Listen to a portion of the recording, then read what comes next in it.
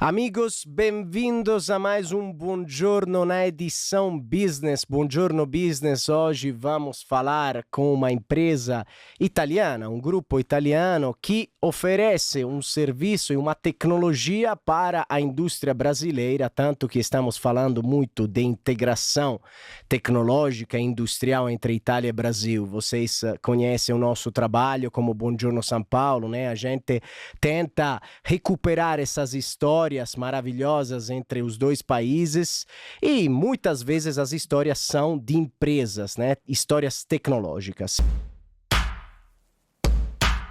Bom dia! Stai ascoltando Buongiorno Business, il podcast che parla di startup e imprenditori tra Italia, Brasile e America Latina. Tutti i mesi, dalla collaborazione tra Buongiorno San Paolo e Casa Italia Club, l'intervista ai protagonisti. Un viaggio attraverso le sfide, le difficoltà di chi ha investito all'estero e ce l'ha fatta. Então hoje estou com Renato Dall'Amico do Agnep Bugatti Group aqui no nosso estúdio. Benvenuto, bem-vindo.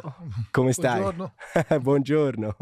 Renato, você é italiano também, né? Sì, un poco. Um pouco.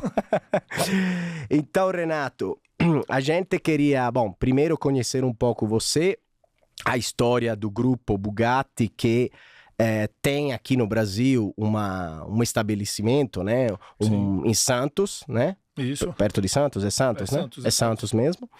E queríamos entender um pouco as histórias desse grupo, especialmente porque queremos entender como a tecnologia que vem da Itália chega aqui e como ela é integrada, né? Se tem também uma parte de produção, se tem alguma integração com a indústria local, né? Claro, indústria brasileira de vários segmentos. Mas primeiro, claramente, um pouco a sua história, né? Você é filho de italianos, né? Sim, sou filho. Meu pai é italiano, da região de Padova, né? Do Vêneto ali. Então, a integração com a App, para mim, foi uma coisa bem natural. Eu vinha de outras empresas, trabalhei em empresas americanas, empresas japonesas. Nós estamos no segmento de automação pneumática, então trabalhei em empresas do segmento. E aí, em 2012, apareceu a oportunidade de iniciar o trabalho do Grupo Bugatti através da AMP aqui no Brasil, né? A AMP que é o braço desse grupo voltado para automação pneumática. Sim. Então, já tenho uma carreira dentro da automação pneumática aí que desde do início dos anos 2000 ali. Sim. Sim, e a indústria foi se desenvolvendo, né? Na Itália tem uma história importante, né? O Bugatti como grupo de Brescia, né? Sim, da região de Brescia, um pouco... Região de Brescia, um pouco Lumezzane, pouco Lumezzane, né? Bione, que fica a nossa sede da AEP, fica em Bione, nossas fábricas, essa é da região ali. E esse grupo tem uma história... eu conheço um pouco desse mundo industrial, né? Porque eu trabalhei por muitos anos, né? Numa engenharia italiana que trabalhava aqui em São Paulo. E Brescia tem uma história, né? Muito forte. Muito forte com metalmecânica, né? Metalmecânica, fundições, né? E como que chegou aqui, assim, qual foi o intuito, né, do Grupo Bugatti, depois, claramente, a marca que é desenvolvida aqui no Brasil, em outros países, é a Agnep, né? Sim. Como que foi essa descoberta do mercado brasileiro e também as soluções, exigências industriais, né? Sim, é muito interessante porque, como eu te disse, eu trabalhava já no segmento e a AMP vinha procurando, né, uma maneira de entrar no mercado brasileiro. Pois o mercado brasileiro aqui na América do Sul é o mercado mais forte, vamos dizer assim, né? O maior mercado, mais importante. A nossa indústria ela é muito desenvolvida, né? As pessoas se surpreendem muitas vezes, né? Então, a visão que se tem de fora do mercado industrial brasileiro é de um mercado um pouco diferente, eles acreditam que não tenha tanta automação. E o mercado brasileiro surpreende muito nesse ponto, porque os profissionais brasileiros, os engenheiros brasileiros, eles têm um prazer em trazer tecnologias. Então, mesmo nós, como filial, muitas vezes nós tivemos a oportunidade de sermos os primeiros a colocar um produto no mercado. Quando o grupo lançava lá na Itália, a IEP lançava um produto, muitas vezes a gente já tinha uma demanda local. E isso Sim. muitas vezes surpreende o pessoal da Europa ou do Japão, dos Estados Unidos, que eles não veem o Brasil como um consumidor de tecnologia. Sim. E é muito interessante como é o contrário. Toda vez que você ventila uma tecnologia no Brasil, estou tentando entrar com uma tecnologia assim, estamos desenvolvendo. Sempre tem alguém que fala assim, quando desenvolver, apresenta para nós que nós temos esse mercado, né? Então, é muito interessante, né, que como isso acontece. Então, eles já estavam procurando uma maneira de entrar no mercado brasileiro. O nosso mercado de automação pneumática, ele tem muita gente consolidada há muito tempo. Né? Então, temos empresas no Brasil desde a década de 60 que concorrem conosco, são empresas muito grandes, empresas que têm, sei lá, 400, 500 funcionários já, e nós chegamos em 2012. Né? Então, quando eu deixei a empresa que eu trabalhava antes, rapidamente eu consegui o contato, a IEP conseguiu esse contato comigo, eu fui indicado por algumas pessoas, e aí nós começamos a conversar, e rapidamente a gente fechou um acordo para iniciar. Né? E a única coisa que eu disse para eles no início foi assim, se você quer entrar no mercado brasileiro, você tem que entrar com a sua empresa, você tem que ter uma filial aqui, senão é muito mais difícil. Porque no Brasil o mercado ele já teve muito sofrimento com isso, de uma pessoa abre uma empresa para representar uma empresa estrangeira, traz a mercadoria para o Brasil, passa 1 ano, 2 anos, a relação não vai tão bem, aquela empresa deixa de representar e você comprou mercadorias que não são mais entregues, né? Então, eu falei para eles, se vocês quiserem entrar, o mercado brasileiro, ele é muito bom, é um mercado que reconhece a tecnologia, mas ele... Para você ter a confiança do consumidor, da indústria principalmente, você tem que estar aqui. Tem que ter a sua bandeira, a sua sede, a sua equipe. Aí você consegue prosperar, né? Prosperar, sim. O mercado, sim, exatamente como você está falando, né? Às vezes é complicado porque até para o cliente, né? Comprar de um exportador não é a mesma coisa que comprar com assistência, manutenção, né? Com a fábrica aqui. E vocês escolheram Santos, né? Escolheram Santos como lugar por questões logísticas do porto ou porque... Sim. Porque assim, nós trabalhamos num país continental, né? Sim. Então o Brasil, pela extensão dele, para uma pessoa que está no Rio Grande do Sul, ou está no Paraná, ou está no Nordeste, ou às vezes mesmo dentro de São Paulo, se você estiver bem colocado, é muito mais fácil você fazer a mercadoria chegar. Então, por exemplo, nós temos clientes na cidade de São Paulo, em que eu trazendo a mercadoria de Santos para São Paulo, eu consigo mais rápido, muitas vezes, do que me deslocar dentro da cidade de São Paulo. Porque você tem horários, você tem locais que o caminhão só pode trafegar à noite, locais que não podem entrar caminhões. Então, nós optamos por Santos. Primeiro, porque uma das nossas linhas, nós temos que trazer por container, não tem opção, que são tubos de 6 metros. Então não tenho como trazer isso em outra maneira, a não ser que seja container. Né? Então quando eu trago um container de mercadoria, quando ele é liberado no Porto de Santos, em 5 minutos eu consigo estar despachando mercadoria para meus clientes muitas vezes. Né? Ele sai do porto, chega, nós descarregamos rapidamente e já consigo estar despachando mercadoria. Se eu estivesse em São Paulo ou no ABC, por exemplo, eu teria mais 40 minutos para o caminhão chegar, dependendo da região. Eu não poderia descarregar de imediato, eu não posso entrar com o caminhão, não posso entrar em determinado horário, não posso tirar a mercadoria em determinado horário. Então o Santos foi bem estratégico para nós por isso. E a parte do fornecimento, vocês fornecem, né, conexões, né, tubos que são feitos para fluidos, né, imagino. Sim. Nós trabalhamos na parte industrial desde da tubulação do ar comprimido. Então nós temos uma linha que tem uma vantagem tecnológica muito grande. Né, são componentes, a tubulação em alumínio, com engates rápidos. Então um produto que foi desenvolvido, está completando esse ano 20 anos a linha de tubulação. Então um produto que ele foi desenvolvido e melhorado demais ao passar do tempo. Né? Então nós fornecemos desde a tubulação de ar, nós descemos ao tratamento de ar, a cilindros, válvulas, conexões tanto para ar comprimido quanto para fluidos, sistemas de lubrificação centralizada. Então nós temos uma linha bem grande. Né? E a nossa empresa nasceu como fabricante de conexões. Né? Como você disse, Brecha é uma região muito forte de metalmecânica e ela tem ela é um berço ali, vamos dizer, muito forte na parte de conexões. Então nós nascemos como fabricante de conexões, nós fabricamos conexões para muitas empresas ainda hoje. Então nós temos a nossa linha, temos a linha que nós fabricamos também para algumas empresas do segmento e nós trabalhamos tanto com conexões para líquidos quanto para ar comprimido. Ar E comprimido. na parte de automação, nós nos especializamos mais na pneumática mesmo, né? E essas conexões são mais para plantas novas ou para manutenção também, fornecimento? Isso é bem variado, né? Assim, Nós as temos- indústrias elas trocam, Sim. ampliam, Sim, substituem, faz... Isso, o nosso principal diferencial é exatamente isso, né? Como nós nascemos como fabricantes de conexão, a nossa maior especialidade é num produto que poucas empresas do nosso segmento traçam como um item importante.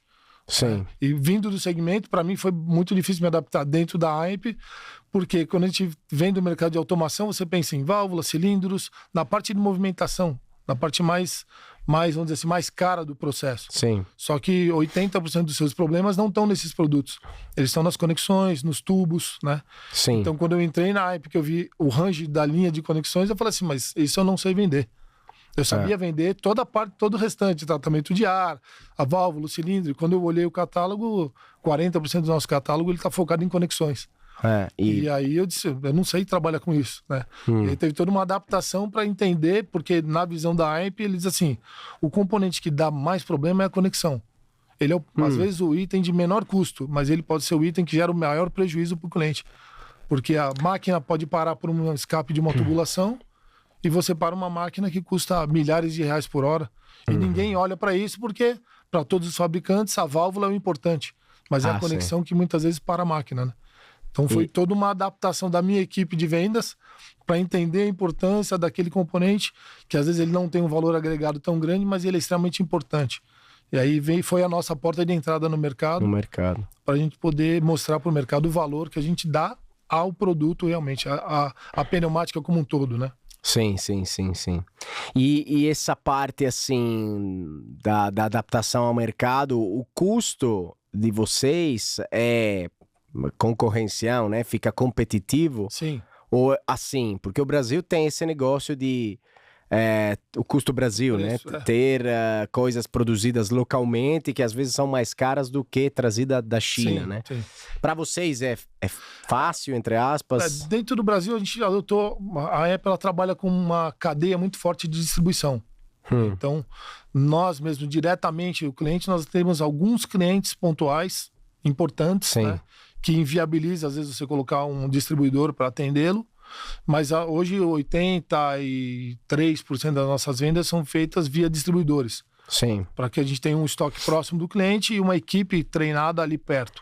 Né? E nós atendemos mais focados na parte de ter o material correto no Brasil. Então nós trabalhamos muito com o estudo do mercado. Então nós temos um estoque muito grande, né? Que muitas vezes surpreende, porque hoje em dia se fala muito no estoque mínimo. É mínimo, né? E nós trabalhamos ao contrário. Por quê? Porque quando nós começamos aqui, eu já expliquei para eles, falei assim, o nosso país é um continente. Então, trazer da Itália me toma, no melhor dos casos, de avião, algo em torno de 25 a 35, 40 dias, às vezes. Sim. Então, se eu não tiver a peça aqui, eu ainda tenho... Quando a peça chega aqui no Brasil, eu ainda tenho mais, às vezes, 10 dias para entregar isso no Nordeste. Então, eu falei, isso é um continente. Então, eu preciso ter um estoque forte localmente. Então, nós trabalhamos um pouco na contramão. Quando todo mundo reduziu o estoque, nós temos estoque muito grande de peças lá. Isso não te atrapalha? Não atrapalha a parte logística, custo, né? Você acaba arcando com um custo maior de estoque, né? Mas, ao mesmo tempo, tem essa coisa do Brasil de que tudo é para hoje, né? É um país em que tudo a pessoa quer para hoje. O cliente fala assim... Se não para ontem. Ele trabalha com estoque mínimo e ele quer entrega imediata. Então nós conseguimos achar uma parte do mercado que é exatamente isso, que a gente falou assim, se eu tiver a peça correta aqui, o meu cliente vai procurar, eu vou ter.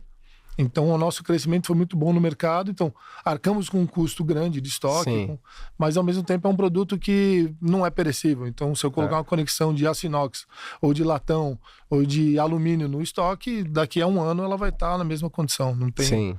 Tem grandes tem uma parte de uma filosofia, talvez, né, interessante, que é o planejamento, né? Ou pelo menos vocês gastaram mais no começo para ter esse estoque, só que agora tem uma vantagem dizer, olha, se precisar, aqui tem. Exatamente. Porque muitas vezes, especialmente em algumas regiões, estados do Brasil, falta quase tudo, né? Sim. Eu me lembro que a gente mandava agora não me vem a palavra em português, né, claramente, como fala, tipo, não os pregos, né, mas os bulões, né, essa parte de que você precisa fazer a galvanização. Sim. Não dava para fazer, por exemplo, perto de Aracaju, que estado é o... Sim, lá pro Nordeste, né? Nordeste, né? Não dava para achar ali, então tinha que pedir em São Paulo, só que pedia na última hora e aí a obra ficava parada. Sim.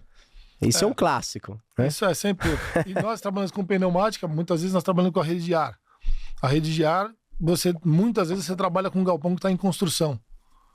Então, nós trabalhamos com alguns clientes que ele está construindo, eles lançam o projeto, nós ajudamos ele na definição do que ele precisa de rede de ar, quais os diâmetros, quais os comprimentos, e ele vai rodar 1 ano construindo esse galpão. E na hora que ele vai comprar, ele quer a mercadoria em 2 meses. Sim. Só que são tubulações, às vezes, que você tem que importar, depende da matriz no estoque. Então, nós optamos exatamente por isso, por ter a mercadoria local. Sim. Então nós temos, por exemplo, na tubulação, nós temos em torno de 3 km de cada diâmetro em estoque.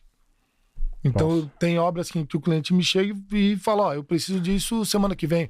Você pode parar o caminhão aqui, você pode carregar que você vai ter a mercadoria. O mercado, assim, a ANEP aqui de Santos, do Brasil, né, ela apoia também as operações em outros países ou é só aqui no Brasil? Nós somos mais focados ao Brasil. O Brasil. Né? Temos alguns clientes que nós atendemos hoje, que é o Paraguai, né? o Uruguai, estamos começando a trabalhar. Sim. Mas nós temos uma filial na Colômbia, que ela é responsável pela parte espanhola, vamos dizer assim, né? Até do México até aqui. É uma filial independente de vocês, digamos. Nós né? trabalhamos em conjunto, bastante em conjunto, né?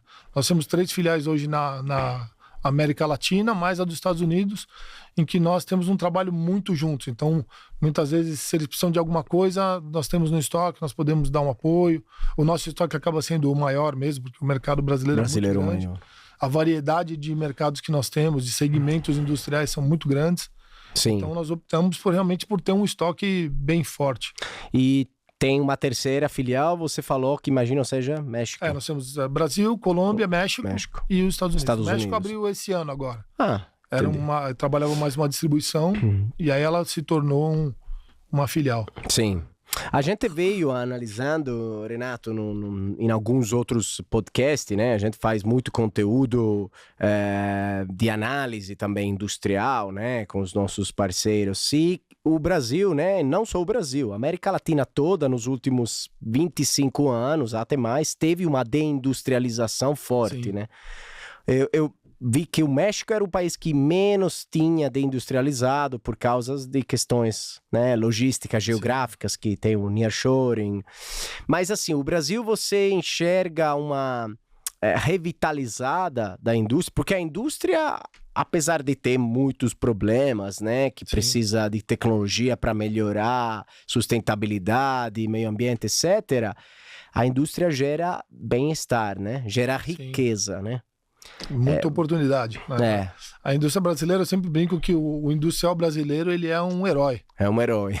Porque ele tem que brigar contra tudo, seja o governo que for, ele acaba tendo que se virar, porque ele não recebe Sim. muito apoio.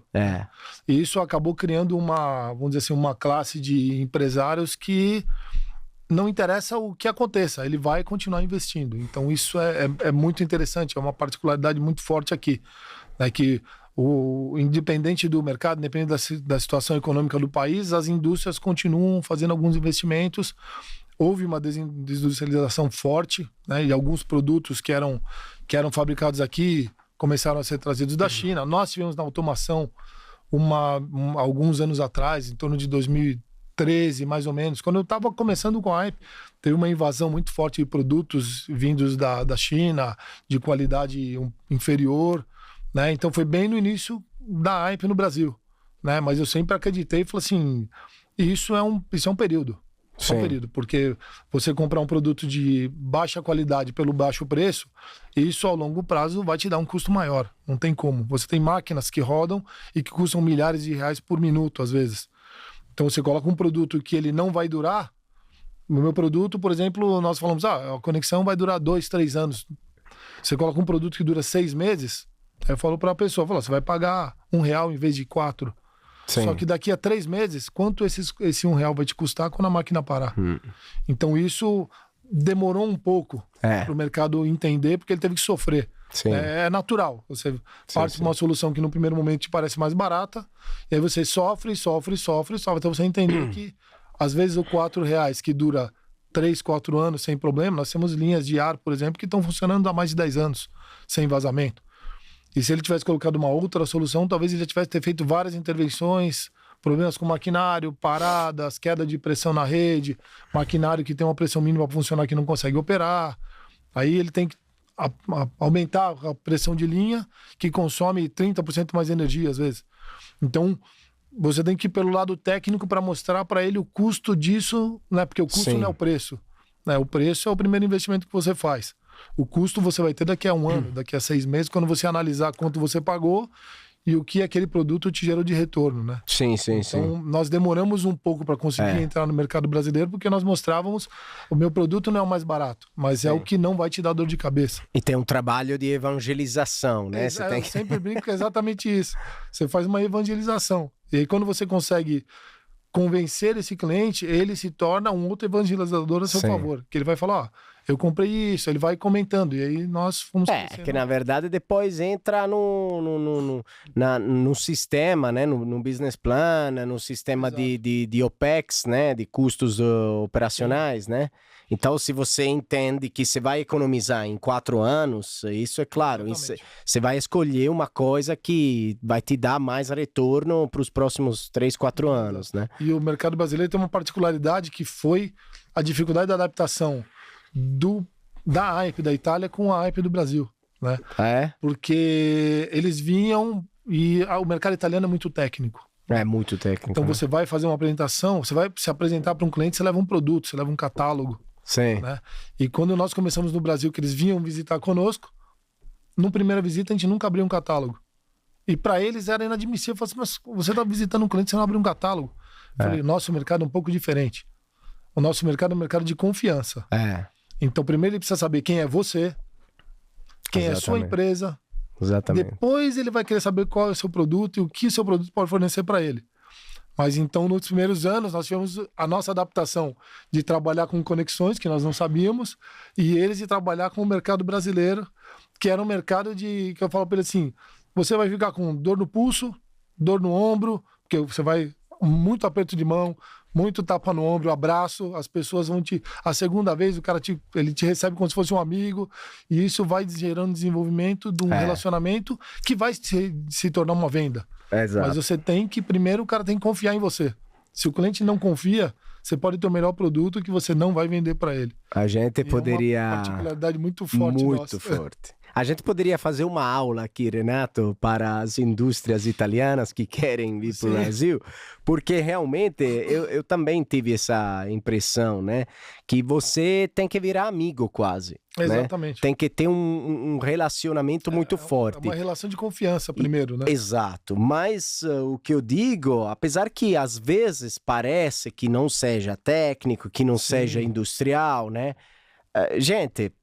As indústrias são feitas por homens. Exato. É uma relação humana. E outra, o cliente não é burro. Se ele sabe que essa empresa não está no Brasil e não está preparada para oferecer, cara, por que ele tem que escolher você quando pode escolher um cara de Sorocaba que está aqui há 40 anos? Tempo, entendeu? Eu sempre falava para eles, assim, o fato do cliente te receber já é bom, porque...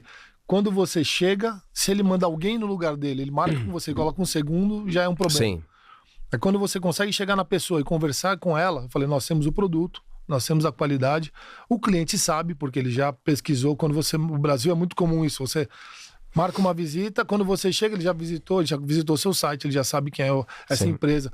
Às vezes ele já procurou o seu perfil do LinkedIn para saber quem é você. Então, qual é o seu background? Então, quando você chega, ele já sabe um pouco do quem é você e qual é o seu produto. Então, quando você vai, eu sempre digo, a venda é feita entre pessoas. Né? Por mais que sejam 2 CNPJs ali, AEP e Scania, AEP e outro cliente, AEP e JBS, AEP seja lá quem for, quem está sentado na sua frente é uma pessoa, não é o CNPJ que ela representa. Sim, Ela está ali exatamente. e essa pessoa muitas vezes pode te ajudar ou ela pode te bloquear. Exatamente. Então, a primeira relação é feita entre saber se ele pode confiar em você, saber se você tem capacidade técnica para isso, que nem você diz, saber se você tem a mercadoria aqui, se você é capaz de produzir alguma coisa Sim, diferente. E geralmente o que ele vai te dar no primeiro momento é um problema. sim, sim. Vai falar, sim. eu tenho este problema, você consegue resolver? Verdade. Porque muita gente já correu desse problema. Sim, Então, sim, sim. no nosso início, a gente fez muita coisa nesse ponto, né? De ir lá, entender o cliente e às vezes não vender o que ele quer. Também tem muito disso.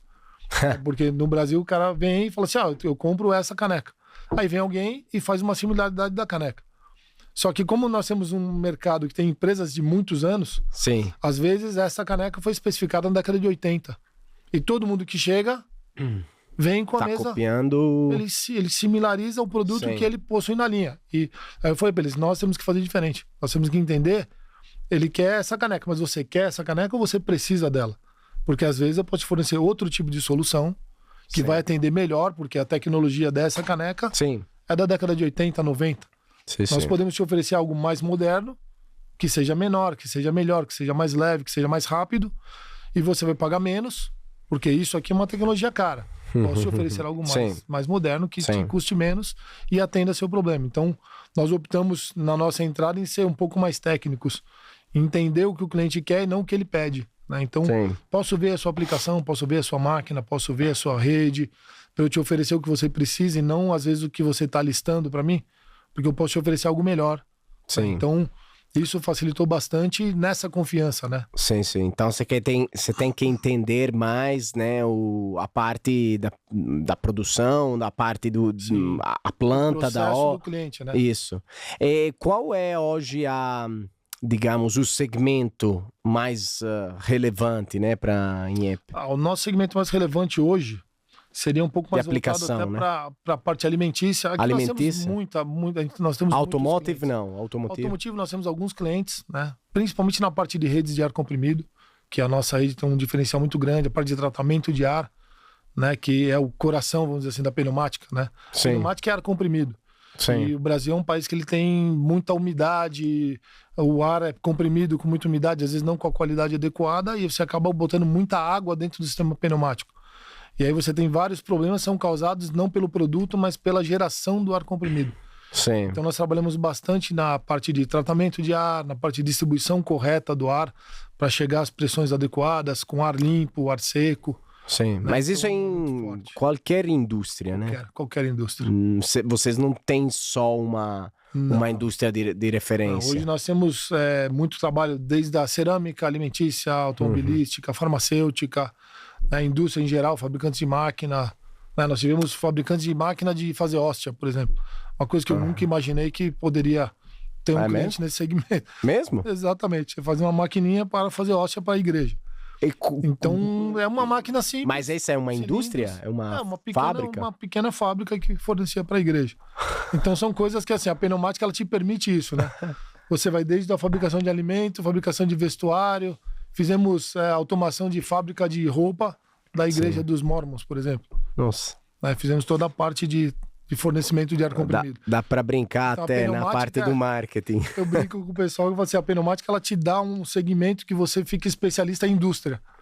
Que indústria? Qualquer indústria. Porque a gente está no porto, a gente está na fabricação de alimentos, fabricação de remédios, fabricação de doces, fabricação de qualquer coisa. Né? Então a pneumática ela é muito forte na indústria. Da próxima vez pode pedir uma benção para as conexões, né? Desculpa a piada. Aí para o cliente você fala, olha... Tá indo abençoado. Tá indo abençoada. E, Renato, tem também uma questão de sustentabilidade, né? Dessas indústrias, né? A gente vive na Itália... Aqui um pouco menos, não sei, né? Sim. O território é tão grande, né? Mas a Itália vive...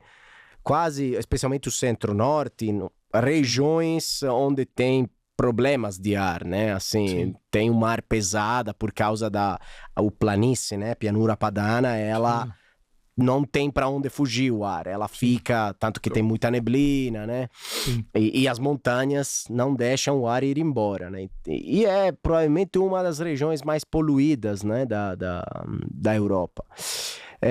Como que a empresa, né, a INEP, tenta oferecer também, não digo soluções, né, mas pelo menos estudos ou uma análise sobre a sustentabilidade do produto, da produção? Vocês têm um cuidado? Nós temos um cuidado bastante forte, né? Isso é uma parte da empresa familiar também, né? Sim. O Grupo Bugatti é um grupo familiar e eles são muito direcionados para essa parte da energia limpa, para a sustentabilidade, para ter o máximo possível de automação dentro dos processos para garantir tanto a qualidade quanto a tecnologia. Então nós temos dentro do nosso grupo a nossa própria fundição, nós temos a nossa própria usina hidrelétrica. Então, a AMP ela se preocupou muito com a geração de energia, né? Então, ela foi atrás de uma licença para ter uma hidrelétrica própria, para gerar essa energia de maneira limpa, sustentável também, que a energia hidrelétrica é uma das melhores que tem mesmo, né? Você não tem praticamente resíduo nenhum dela. E aí, parte do nosso grupo, em torno de 35% hoje, é fornecido ou pela nossa hidrelétrica, do grupo das 6 empresas principais, ou a energia hidrelétrica, ou painéis solares, né?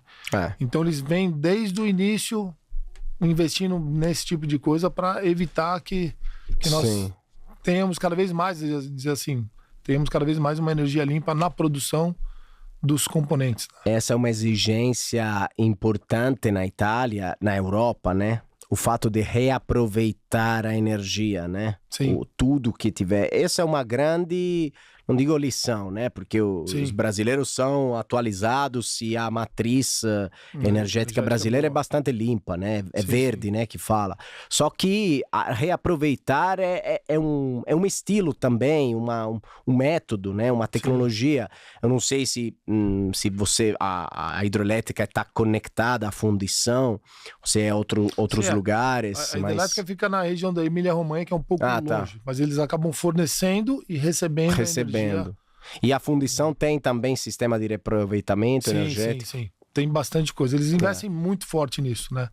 Mesmo na geração de energia, na fabricação dos componentes, na fabricação na utilização até dos próprios lubrificantes que vão dentro do produto, de não ter nada poluente.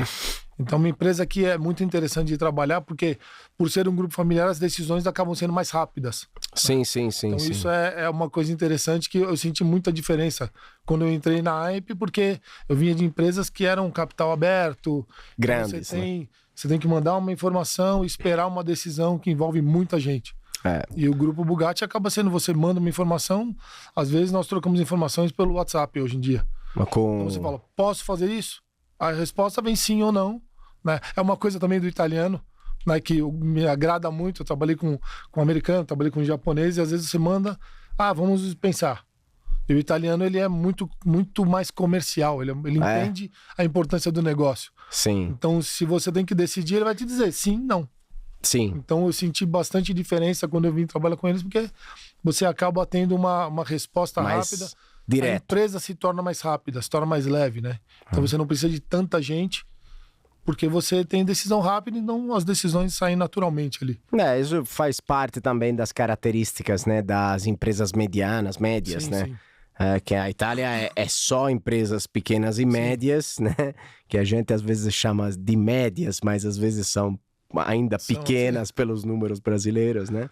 Mas assim, eu me lembro que muitas fábricas na Europa, na Itália, fundições especialmente, tinham o próprio sistema de reaproveitamento de calor, por exemplo, né? Sim. É o heat recovery, né, que fala.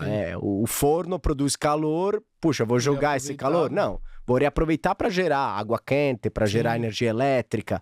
Esse é um negócio, aqui no Brasil talvez não precise muito, porque a energia é um pouco mais barata, por incrível que pareça, mas se comparado à Europa é muito mais barata, né? Mas eu acho que é a filosofia, né? A mentalidade que tem que ser exportada ou aplicada, né? Sim, isso é interessante, assim. Nós trouxemos muita coisa da nossa matriz, nós trocamos muita informação. Então, quando nós começamos, até a própria forma de atuar no mercado, a forma de montar a empresa, né? E é uma coisa que me chama muita atenção, né? Que nós temos uma empresa muito grande, em termos de faturamento, de participação, atendemos 100 países, e você chega na nossa matriz, tem muito pouca gente. Então, aí nós íamos para outra empresa do grupo, que nós fazemos uma viagem anual, que nós levamos alguns clientes, alguns parceiros, para conhecer o nosso grupo. Né? Porque eu sempre falo assim, quando eu digo para você o que é a minha empresa, você vai entender isso como parcial. Se você vê, é completamente diferente. Você tem uma noção exata do que é. Né? Então não preciso mais te dizer o que é, você vai entender. Então todos os anos nós levamos um grupo ali de 4 a 6 pessoas que fazem um tour. Nós visitamos todas as fábricas do grupo, visitamos as outras empresas, visitamos a fundição, com certeza fazemos um turismo, né? A Itália, um dia de ferro, o cliente está lá, é uma oportunidade para ele poder conhecer um pouco mais. Né? Então nós fazemos esse tour e eu falo para eles, você tem que entender que esta empresa é um grupo, não é um fabricante de pneumática. Nós fabricamos a nossa máquina, nós fundimos nossos componentes, nós geramos a nossa energia, nós temos empresas completamente fora do segmento, que é o caso da Casa Bugatti, que faz cutelaria, equipamentos domésticos. Temos a Landa, que faz a parte de iluminação de jardim externo. Então, eu falo, é interessante você conhecer, porque você vai ver empresas de segmentos completamente diferentes, que elas têm uma filosofia, que é a qualidade, o mínimo de gente possível para trabalhar no processo, para evitar que você tenha um monte de gente tocando no produto. Então, tem pessoas especializadas para fazer cada tarefa, você não precisa de tanta gente, e o que puder ser automatizado, que seja automatizado. Né? Se você tem a condição de ter uma máquina que faça furo, você não precisa de ter 10 pessoas fazendo furo. Nós fabricamos as nossas máquinas, então isso facilita bastante. Claro, sim. Essa questão de ser uma empresa ainda familiar, às vezes atrapalha ou, assim, você falou, é bom porque as decisões são rápidas, que seja não ou sim, mas não leva muito tempo, né? E, claro, a gente nasceu assim, mas o Brasil talvez seja um pouco assim, mas não tanto, né? E comparado aos outros países também, as empresas familiares são menos, né, do que na Itália. No início eu achei que isso poderia ser um complicador, né? Porque quando você tem familiares, você acaba tendo que falar. A Apple, ela tem o grupo Bugatti, ela tem um sistema interessante de trabalho que ele não permite que um pai trabalhe com seu filho. Então é muito interessante. Geralmente o antigo CEO da AMP era o tio do atual CEO. Então eles não permitiam e eles falam por quê? Ele fala assim, se você trabalha com seu filho, você tem 2 opções. Ou você permite tudo, ou você não permite nada. Ou você vai ser muito rigoroso ou pouco rigoroso. Então, dentro do grupo, como tem várias empresas, eles fazem uma transmissão cruzada de poder ali. Então um vai para um lado, um vai para o outro. O tio trabalha com o sobrinho, nunca trabalha com o filho. Então é interessante porque, assim, você tem a família, mas você não tem uma ligação que trava. É um grupo interessante. Então, quando eu fui, eu falei assim, talvez atrapalhe. Mas não, são decisões, eles são muito voltados à tecnologia, são muito sensatos comercialmente, então é muito interessante você pedir alguma coisa, e nós pedimos muito, o brasileiro tem isso, né? O mercado brasileiro é um mercado que demanda muita coisa especial, muita solução, por ser um mercado muito grande. Quando você chega nos clientes, você tem uma infinidade de possibilidades. Então nós levamos muitas solicitações especiais, e aí o que eles pedem é que a gente comprova que você precisa e comprova que você tem demanda. Se você mostrar, não tem problema. É muito rápido a decisão e o produto às vezes é criado. Nós criamos 4 ou 5 produtos só para o mercado brasileiro inicialmente. Então, só para o mercado brasileiro? Foi muito interessante. Depois de um Mas tempo, isso foi feito aqui ou lá? Nós fizemos muitas vezes um protótipo aqui, porque também nós temos essa facilidade, o brasileiro ele é meio engenhoso nesse ponto. Então se um cliente me pede alguma coisa, a primeira coisa, eu posso adaptar alguma coisa que já existe.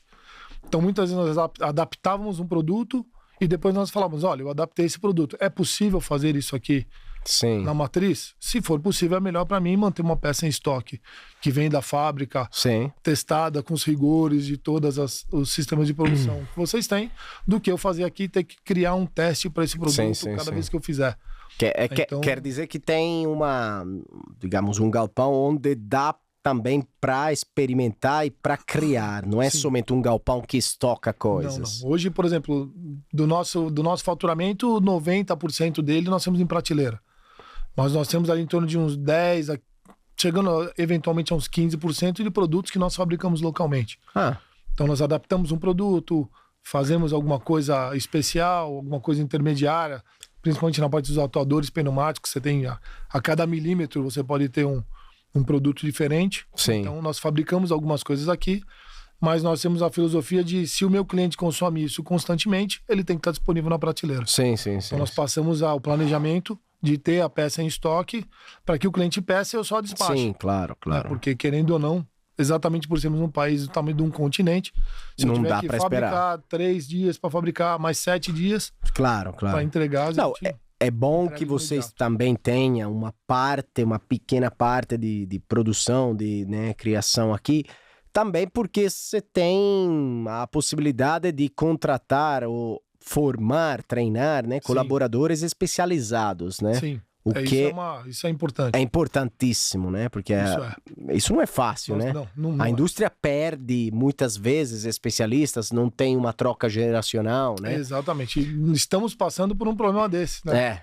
A nova geração tem uma dificuldade muito grande de executar. Executar. Quando você tem que colocar a mão na peça, a geração mais recente não é muito favorável. Eles gostam muito do computador, do trabalho do desenho, Sim.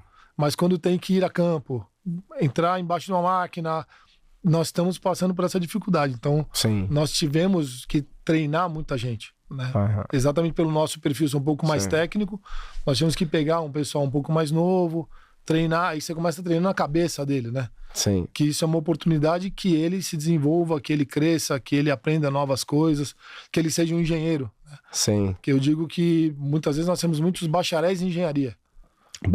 Bacharel é o formado. O bacharel, sim. Ele se formou em engenharia, É. mas ele não é um engenheiro. Eu conheci muitos engenheiros em campo que não tinham diploma. Sim, Era o também. cara que ele olhava, porque para mim eu sempre digo que o engenheiro é um solucionador. Ele vai olhar um problema e vai criar um engenho, vai criar uma solução. E hoje você tem essa dificuldade, que eles não têm experiência de campo. Muitas vezes eles têm dificuldade de querer ter, porque eles acham que é um trabalho um pouco abaixo. E eu falo, se você não for a campo, você nunca vai conseguir sentar na mesa para fazer um projeto e saber o que vai acontecer, né? Porque o papel, infelizmente, ele aceita qualquer coisa.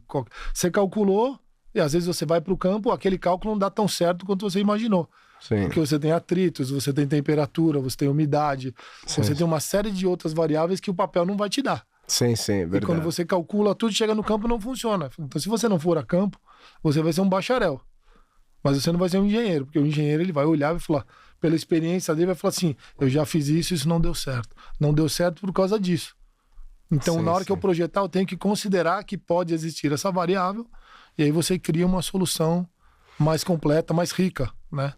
E aí nós tivemos que treinar uma equipe todinha para montar essa fábrica, então tínhamos que treinar uma pessoa para entender o detalhe do componente, para poder formar. Sim. É fundamental a formação, né? Formação, treinar e a parte da obra, do campo, né? Sim. É a prática, né? Mesmo se você não é engenheiro, você pode aprender muitas coisas olhando, né? Você olha uma peça, um filtro, alguma coisa, um ventilador, puxa, esse sai daqui, é conectado aqui, aqui Nada tem melhor que o campo, né?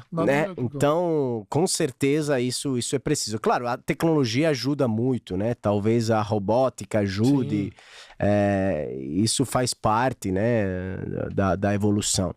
E, Renato, uma coisa, a gente tá muito fissurado, né? Tá muito focado, não fissurado, né? Especializado na italianidade, né? Certo. Nós escolhemos esse mundo, esse perfil, e também porque fora da Itália, os produtos italianos, a italianidade é muito bem vista, né? Bem acolhida. Queria saber, na indústria, às vezes, né? Isso não é tão assim como para a gastronomia, o design, a moda. O Made in Italy, o fato do grupo Bugatti e Agnep ser Made in Italy, ajuda ou não importa tanto? Ajudou. Nós usamos muito isso. Se você olhar nossas redes sociais, a maneira como nós nos posicionamos, nós fazemos muito forte isso. Né? Sim. Porque realmente é um produto diferenciado. Né? Quando meu primeiro contato com a AMP foi com uma pessoa que veio da Itália para me apresentar o produto, apresentar o projeto de montar essa filial, que hoje é a pessoa que nos dá suporte. E eu falei assim, primeira coisa, é made in Italy, mas é made in Italy ou é montado na Itália? Porque existem muitas empresas que colocam lá, foi feito na Itália, mas é um made in Italy que ele compra componentes de uma série de lugares, ele monta e chama de made in Italy. E aí quando eu entendi como era o grupo, que ele fazia maquinário, tinha fundição, e peguei o produto na mão, falei assim, não, realmente eles tinham essa dificuldade de entender se existia espaço no mercado brasileiro por termos concorrentes de longa data. Sim. 4, 5 décadas ali, quando a gente chegou, já tinha gente aqui. Então eu falei assim, depende do seu produto. Né? Porque no Brasil realmente você tem concorrentes consolidados, só que se você tem um produto de qualidade, ele é bem aceito. É questão apenas de você se posicionar com um produto de qualidade. Então nós olhamos o produto e falamos, não, esse produto realmente tem qualidade. Então nós fizemos muita força nessa divulgação, o esforço foi muito grande de falar, fazemos na Itália, não é montado na Itália. Sim. Nós temos a nossa produção, nós temos os componentes, nós não produzimos quase nada no Brasil porque nós garantimos que o produto é feito na Itália com qualidade. E isso deu pra gente uma visibilidade legal inicialmente, que com o produto funcionando bem, né? Não adianta você ter uma bela comunicação e colocar o produto em campo e ele não funcionar. Verdade. Então nós começamos com o Made in Italy e provamos que o produto era bom. Então ele teve uma boa aceitação. Renato, vamos chegar quase num paradoxo agora, né? Às vezes, o que a gente acha que é made in Italy, né? Exatamente. Moda, por exemplo, não quero falar mal da moda, né? Não é made in Italy, muitas vezes, na maioria, né? Agora, a indústria que a gente não imagina que seja tão importante, mas para nós, italianos, como exportação, é mais importante a indústria, a parte manufatureira, do que a moda, por exemplo, em termos de faturamento, de Com certeza. dinheiro, né? Então, assim, é um paradoxo, porque você está comentando de uma indústria, de uma fábrica realmente made in Italy, né? Sim. Do que, às vezes, um blazer que o design, o cara pensou na Itália, mas é feito na China, do Bangladesh. Tá escrito, talvez ele termine a produção na Itália, é made in Italy. Exato. Né? Mas isso foi uma coisa que nós batemos muito, né? Porque nós temos concorrentes que são empresas de origem italiana e às vezes ele compra na Ásia e etiqueta ou termina a montagem, faz componentes fora. E isso foi uma coisa que eu vi no grupo Bugatti, que é muito forte, que ele falou assim, o que é realmente importante, o que é realmente crucial para o produto, o coração dele, ele tem que ser feito aqui, tem que estar na nossa mão, nós temos que ter todos os controles e ele tem que garantir a qualidade do produto final. Então o grupo Bugatti ele tem essa preocupação em todas as indústrias, né, de ter garantia de que aquele produto, o que realmente é o produto, o coração, ele tem que estar garantido, tem que ser o made in Italy. Sim, vocês estão, digamos, em termos positivos, na contramão no mundo, né? O mundo quer se liberar, né? Livrar da parte do controle de tudo, da cadeia, né? A supply chain, etc. Mas vocês, justamente para manter a qualidade, seguraram. E aí a gente acaba falando assim, é um produto que às vezes pode custar um pouco mais caro. Sim. Mas é um produto que você não vai ter dor de cabeça. Sim. Nós chegamos a entrar em clientes que trabalhavam com o nosso produto sem saber. Sim.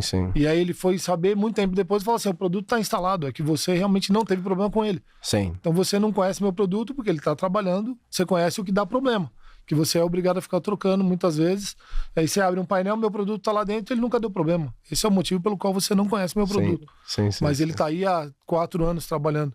E aí a gente conseguiu essa abertura de falar, o produto já estava lá, é que você não viu porque ele não deu problema. E isso é um ótimo sinal para nós. Né? Então, foi bem interessante. Realmente isso é a fórmula mágica, digamos, né? A fórmula da constância, né? De querer estar dentro de um mercado e oferecer um serviço, né? Para o cliente. E, como você disse, né? Ter menos dor de cabeça no futuro, ter menos problemas, né? Isso é importante. Renato, nós concluímos todos os episódios com uma pergunta que a gente meio que se inspirou, né, aqui no Brasil de pensamentos um pouco marqueteiros, mas inventamos essa frase, essa pergunta que cabe muito bem para nós, que é: qual é a sua Roma, né? Ou seja, qual é o seu norte, a sua missão, como Renato, pessoalmente, claramente dentro do contexto do projeto, e também como a ANEP, né? Essa é a nossa última curiosidade. Bom, o meu papel como Renato, eu diria assim, dentro desse contexto, eu acredito que é mostrar à indústria brasileira que existe um caminho para você seguir adiante, né? Porque a indústria brasileira passou por um período muito difícil, né? Muito difícil, ainda passa por um período difícil, mas existem muitas empresas que fazem investimentos em tecnologia, então meu trabalho é sempre nesse caminho. Eu falo assim, olha, a AMP vai estar ao seu lado, a AMP vai fazer o seu estoque, a AMP vai trabalhar. Nós trabalhamos em parceria com a Universidade de Santos, a Unisanta, criamos um laboratório completamente diferente, extremamente tecnológico, para que os alunos saíssem à frente, né? Então, eu sempre digo que nós temos que formar bons engenheiros, né? Então, o meu papel está em tentar levar essa indústria um pouco para frente, formar um engenheiro com conhecimento, porque muitas vezes eu fiz engenharia e estudei equipamentos de 20 anos atrás. Sim. E quando eu cheguei em contato com a universidade, eu falei assim, por que nós não fazemos um laboratório que seria minha sala de treinamento? Então nós fizemos essa proposta, a universidade aceitou, fizemos uma parceria, um convênio, e nós montamos um laboratório de automação pneumática para eles, como eu montaria se eu fosse treinar o meu consultor. Sim. Eu sou obrigado a reformar esse engenheiro que vem para mim. Então eu falei assim, por que nós não formamos esse engenheiro na faculdade? E fizemos uma sala extremamente completa, porque eu falei assim, quando esse engenheiro sair, ele vai ter visto o que está mais recente na indústria. Ele não vai ver a pneumática dos anos 90, ele vai ver a pneumática dos anos 2020. Sim. Então quando ele sair, ele vai estar muito mais antenado na indústria, ele vai levar isso mais adiante. Claro. Né? Então você forma um engenheiro que conhece a tecnologia mais recente.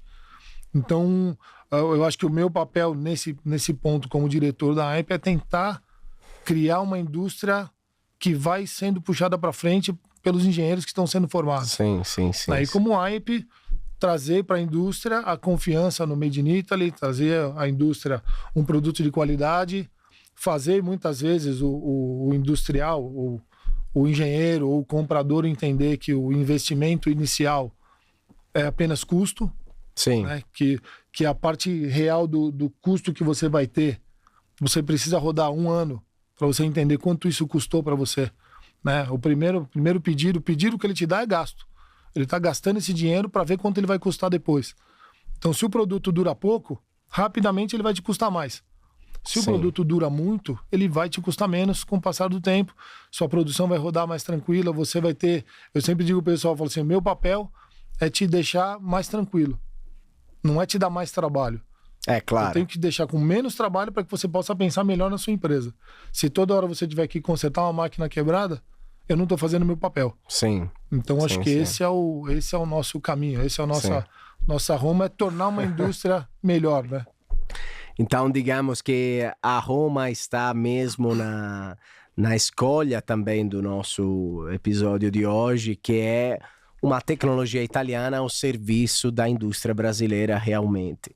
Então, Renato, grazie por ter compartilhado, né, a sua experiência, a experiência de uma empresa, né, italiana que está aqui, e agradecemos todos vocês que nos acompanham. Continuem acompanhando o Buongiorno São Paulo com as edições business. Falamos muito de startups, falamos de empresas mais estruturadas, como nesse caso o grupo Bugatti, né?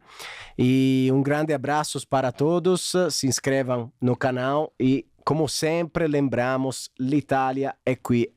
Cari amici. Grazie Renato. Grazie a te. Presto.